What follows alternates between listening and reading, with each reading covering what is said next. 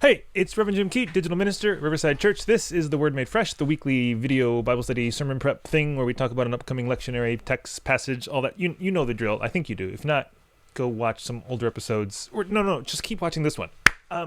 Okay, this episode is the first one that's different. I've been talking about this for a while, and it finally happened. So you're going to hear a conversation between me and Reverend Michael Livingston, Riverside's interim senior minister, as we talk about a lectionary text that he's preaching for this upcoming Sunday. So here you go. Michael, you have a sermon coming up on Sunday, May 8th. You're preaching from the lectionary, and I believe, according to the text message you sent me this morning, that you've just started looking at the text for that sermon. So this is an exciting conversation because you're just at step one of sermon prep with Michael Livingston. So what text are we looking at, and how do you go about dipping your toes in to prepare a sermon with this text? This is Acts 9:36 through 43. Yep. And I love working from the lectionary because I don't know what's going to be in these texts. And every time it's a moment of discovery when I read the text. And that's where I begin. I read all of the text in the lectionary. And already I'm in the context of whatever the month is, the season is, the day is, what's going on in the world, what's happening at Riverside, what's going on in our city and society. So all that's kind of in my head. What am I reading? What have I been watching? The newspapers, the books that are on my desk and I'm working my way through. All that stuff is kind of in there. And the most powerful thing, though, is the text itself. It's reading that text and just encountering it as I go from verse to verse through it. And this one, there's so many things that jump out at me in it that get me thinking and start sometimes even at a unconscious level. There's some things that are conscious, but some things at an unconscious level that switches are getting flipped and connections are being made, and the work is exploring those.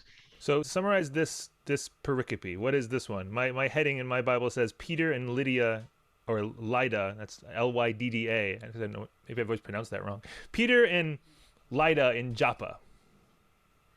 Well, Lydda is a place, so it's here. Yeah, and Lydda is near Joppa.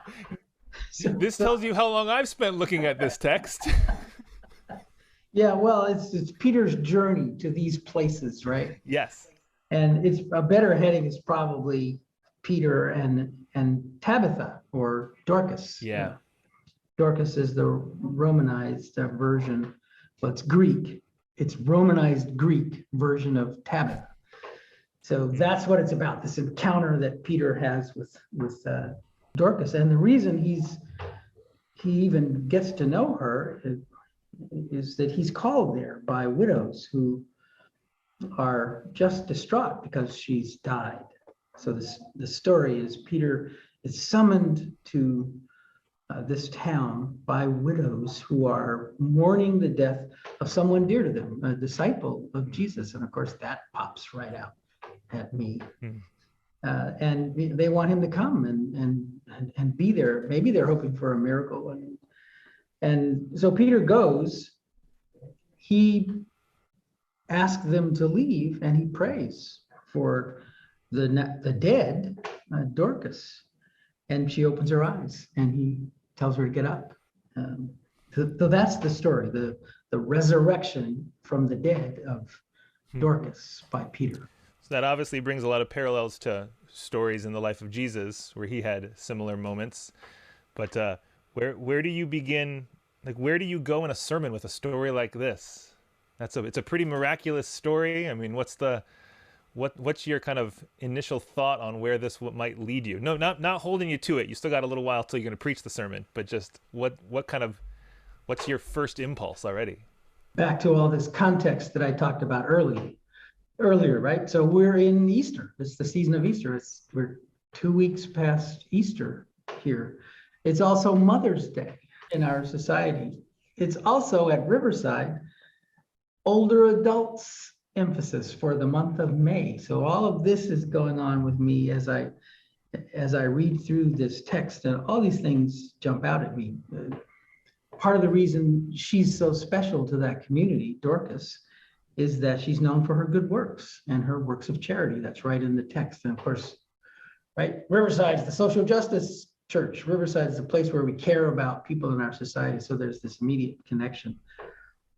The work of caring for people is central to the gospel. So I can't go 2 verses into this without being confronted with that reality, which is beautiful.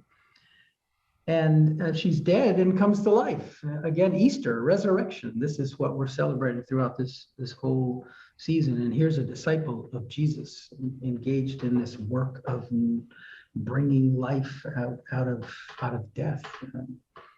Other things that just jump out here. So she got ill, the text says, and died. Well, we're still in COVID, right? People are getting ill and dying Wow. by the millions. So I read that and I think COVID, I think pandemic.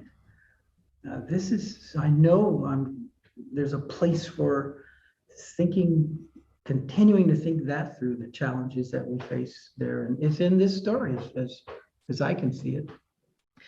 Older adults emphasis, I mentioned in May. Is she an older adult? It's not absolutely clear. It's widows who are mourning her. They're probably older. She's perhaps one of them. We don't know what made her ill and caused her death, but it's possible. I'm going to entertain the possibility that she's an older adult whose life is being celebrated by older adults for this work that she does to bring comfort to vulnerable folks in her society. Now, let me stop there, but there's more that I encounter as I go through this text, but and I'll bring it up, but maybe you have another question or comment. No, that's rich. I mean, especially it's right there in the headlines of our world around us, but just the whole she was ill and died. That's a scenario that millions of families have experienced for these past 2 years. So just the empathy that this passage can give to people in our world today, it's like, whoa, that's a current experience. Maybe the less current experience is someone praying and saying, wake up, and that dead person comes back to life. How would you deal with that side of the story when it comes to people asking, well, I prayed for my sick loved one and I didn't get that miracle? I mean, where do you go with a miraculous story from the Bible and then you transplant it into our world today? Should I be looking for the dead coming back to life around me? Glad you asked. And that's a really important question. And I think I want to begin by saying it is absolutely the case that we pray for a loved one who gets ill and who we fear is going to die, and we hope and pray that death will not come in this moment, that it will be put off indefinitely, far into the future if it's possible, when we have to acknowledge that does not always happen. The loved one died, our parent or our child or our dear friend. And we just have to acknowledge that really hard, tough reality. There isn't always the kind of miracle that we might hope for. But let me say here, one of the things that jumps out is Peter prayed. Peter prayed. Peter prayed. That's what he does. When he goes into the room, he prays. So I want to touch on that reality as well, the importance of prayer in these circumstances and in all circumstances. And then on the other side of the hard reality that people do die, that our prayers aren't answered, some of the very specific prayers we might have for resurrection, or forget resurrection, the death not come our way. Let this bitter cup pass, please. I thought about my dad reading this. So I guess I want to say this won't be accurate, but once a month, once every other month, with some regularity, I get a call, I get a text from my sister saying, "Dad's in the emergency room. We've been here for 2 hours, and if, I'll let you know what's going on." And he passed out, and we couldn't revive him, so we called. This happens with some frequency, and almost every time it happens, I think, is this the time that he's not going to be revived? He's out, like he'll pass out and cannot be revived at home, a form of death almost. And he comes back. Our story is, or sometimes he'll not be feeling well and he'll say, "I think I need to go to the emergency room." And he's like deathly ill. And then when he gets to the hospital, he's telling jokes to the nurses, and like forestalling any real serious consideration of his imminent mortality.